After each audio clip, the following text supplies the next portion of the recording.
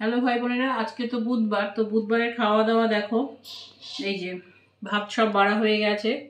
আজকে হচ্ছে ছেলের জন্য মুরগির মাংস। ছেলে তো এই ছোট ইলিশ খেতে চায় না, ইলিশ ছোট আজকে। এক একটা ইলিশ 250-300 ওজনের ইলিশ এনেছে।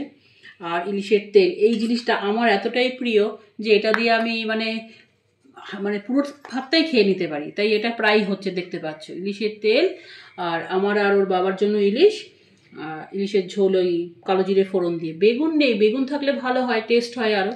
নুন, আর এই যে মুরগির মাংস, ব্যাস।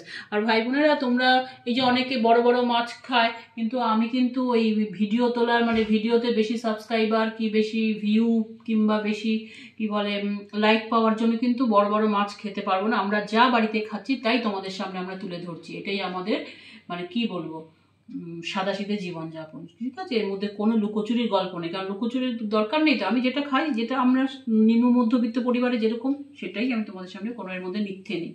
আমার ভিডিওর মধ্যে কোনো মিথ্যে কিচ্ছু পাবে না, যা আমি আমার জীবনযাত্রা তাই তোমাদের সামনে তুলে ধরবো। তো দেখতেই পাচ্ছ, আজকে এই ছেলে আসলে এই ছোট ছোট মাছ ও খেতে পছন্দ করে না, ছোট ইলিশ, একটু বড় ইলিশ হলে ওর পছন্দ।